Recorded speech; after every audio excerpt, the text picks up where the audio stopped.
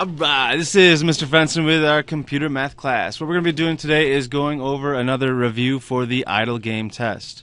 So, I'm going to just go through an idle game program made by two juniors, so this is actually a pretty decent program. They have all the import statements here, which you do not need to know one bit. Oops. Then, you also have to know that you extend applet. You also need to know implement mouse listener and runnable. You should know that there's a comma there. You should also know that the idle game, the title can be anything you want. You should know that audio clip is a object or a variable type. So we're declaring sound 3 as a audio clip object. You should know that's capital A, capital C, no space there. You should also know that Boolean is a primitive variable type. You should know that integer is a primitive variable type. The difference between a primitive variable type and an audio clip is this is very basic, this is very complex. An audio clip could have so many more things. It can have functions based off of that. A Boolean is literally just a value, a true-false value. Graphics is another object type. Image is another object type. Dimension is another object type. Thread is another object type. Audio clip is another object type. Buffered image is another object type. I'm saying these object types a whole lot, aren't I? Man, we should know that, shouldn't we? Boolean, int, there we go. So here in the initialize, we are setting up the values of the function. So we first declare, then we set the value. We start the mouse listener. We're assigning a sound value using getAudioClip. And realize that the file name ends in a .au because that's our standard file type. It could be a .mp3, .wave. I didn't put that on the test. Just the .au is on there. Realize this should be the file name. Technically, there shouldn't be any spaces here because this will actually change the file name and this will change the file type. So you might want to just delete those. If you're deleting them on the test, just scribble it out. That's good enough for me. You should also know that spacing here won't matter, spacing here won't matter, spacing here won't matter, spacing here won't matter, and spacing here won't matter. It'll still compile. Yep. Here is where we resize the image. So we resize the image, then we get this image size, and then we set the image size. If we did this the other way around, oh man, there's no other reason why I'm coughing. I swear. So we have the get image size. What this does is it gets the image size. However, my default image size is 500 by 500. So we're getting these 500 values and we're putting them in here. But then we're setting the image size to be 500. So when I compile and run this, oh man, look what happens. It cuts off. I only show up 500 by 500. That is bad. So what you need to do is you need to realize that when you resize the image, you need to resize the image before you get the image size, because then when I compile and run it, I can be a boss and actually have it work, and we actually get the full screen. I could be Lestache Pepe by being smart like that, instead of just Pikachu Pepe, which is very, very sad. Now, what this does is it gets the width and the height. We're setting that image size. Just like we draw an image, we need to draw the width and the height. We're using buffer graphics. Now with buffer graphics, what we're doing here is, right here what we're doing is we're loading the file and then we're setting the file to the variable photo1 using U1. So U1 is here. Now there are several issues that can come up here. What if I were to do this? Would it still work? Yes, it would still work because U1 and U1 are unique. What if I were to go like this? What would happen? This image would never be drawn to the screen because we're never using it. Does everyone see that? What if I were to do this? What wouldn't show up? 1.2 or 2.2? 2.2 would not show up because we're assigning the value photo1 to U2. But then we're reassigning the value of U1. That means basically I could just write this like this, because that's the only thing that matters. So you really need to know the order of operations, what shows up, what doesn't show up. Back to buffer graphics. The best way to describe buffer graphics is we could do one thing. When we're drawing the image, I'm going to draw a smiley face as if graphics G were to do it. Just standard graphics. It would draw the circle, it would draw the eyeball, it would draw the eyeball, and it would draw the arc. And then it would draw the line. And then it would draw the other line. And then it would draw the other line. And then we'd have to do that all again within, what, 30 frames per second, so 1/30th of a second. That's just not going to work very well. Instead, what buffer graphics does is, say this is the screen. It is on the side going to draw a circle, draw a circle, draw a circle, draw the lines, and draw the arc. And then what it's going to do is it's going to say this is image 1. I'm going to print image 1 to the screen. Done. I'm going to print image 1 to the screen again. Again. See how much faster that is compared to going like this, where, say this is my screen, and now I need to draw the face. Now I need to draw the eye. Now I need to draw the other eye. Now I need to draw the nose, the other part of the nose, the other part of the nose, and then the smiley face. What I would have to do is, and I can't even do this with just doing undo, is I would literally have to go like this. And now I have the image drawn. And then I have to do that in 1/30th of a second, and then I have to do it all over again. Then I have to do it all over again. And it would take forever to do. See how many clicks that does? Each click is an operation. Whereas with my buffer graphics, I have my screen.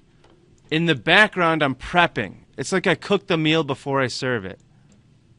And then all I have to do is serve the meal. Serve the meal. Serve the meal. Serve the meal. Does everyone see how I can do this really, really quickly? This can be happening very quickly. So I can go here to here very quickly. Does everyone see that? That's very quick. I can do that 30 times a second if I was a computer. That's the difference between buffer graphics and just normal graphics. If my image fails to load, this happens. So if I have a G.drawString down there, it'll draw that to the screen if this fails to load. The clock. What we have here is this 1,000. What this means is 1,000 means once per second. If I go 1,000 divided by 2, which is what? 500, that's 2 times per second. If I divide it by 3, this would be 333, that'd be 3 times a second. If I divide by 20, that would be 50, 20 times per second. So you should be able to do this math to get those values.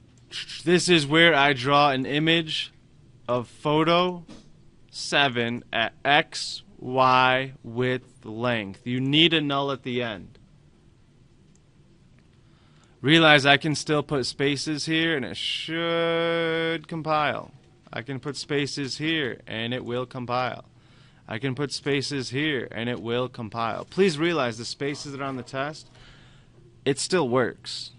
It's just that you have to know the material, and it's so much easier to write in the test if I have an error here, where if I were to say imager, you can literally just cross this out and then just write draw image on the side.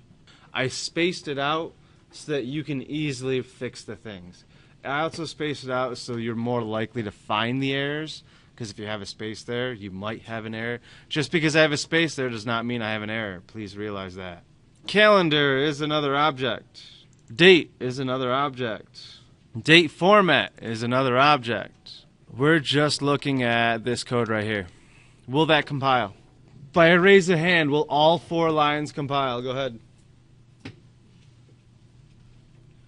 Those of you raising your hands are correct. Now, what does this do? I'm going to rename this as X because I'm lazy, and this as 1 because I'm really lazy. So this means X equals X plus 1. This means X equals X minus 1. X equals 1 because X equals positive 1. We don't need to write the positive sign, but we still can put in the positive sign. This means X equals negative 1. However, some teachers are real math holes, and what they do is they put a space in here so you think this is this, and then you mess up the values. Or you think it doesn't compile because I put it the wrong way. We have right here a compound if statement, which you should still know. I have one if statement ANDed with another if statement. Both have this is a Boolean value, and this together is a Boolean value, and this together is one single Boolean value. This makes buffer graphics work. This stops the clock. This is the mouse listener. This is the XY value. Get X, get Y. Use those X's and Y's in my for loops. It's another draw image. They should have done this up in the top. That's why their buffer graphics didn't work. Please realize this is how you play a sound. You have this sound variable name dot play parentheses with a semicolon. If I wanted to loop this song, I would just say loop. And if I compile and run that. So this sound.loop does work. It does work. What it does, it just keeps on playing the sound. Just looking at these two lines of code. Does everyone see why that happens? If I put noob here, it'll work. But if I change this, it won't work. So you should know the variable should be the same. What if I did this? Doesn't work. Why doesn't it work? What if I did this? Would that work? Compile and run it. I didn't concatenate the two strings together, so it's still not going to work. You have to have a plus sign in between there. Now, what if I wanted to be so cool and be like, you are so smart, Mr. Fenson. I want to actually print this to the screen. I never taught you this, but I did teach you that that gives you an error. To print this out, put a backslash in front. Backslash n gives end line character. Backslash gives you a backslash character. So I could go like this. Backslash double quote will actually print the double quote. It was fair of me if I were to put this on the test, because you should know that that gives you an error message. So, and you should know how to fix that by any number of ways. The easiest way is to just remove the double quote. The best way to do it is to go like that. So this does work. The plus signs combine two strings together. So this plus sign means combine these strings into one. And then combine these strings into one. Then combine these strings into one. Then combine these strings into one. Then I have one string value. Will this work? Will this work? Will this work? Will this work? Will this work? Will this work? Will this work? No, it won't. What about this? What about this? It worked. Here's a fun one. What about this? It will not work, because once I see 1, I think it's a number. Or I think it's hex. You just didn't label it, so I don't know. But I treat the first digit as a number, so then I don't know what it is. Any other questions or anything? Okay, get to your seats. Let's go.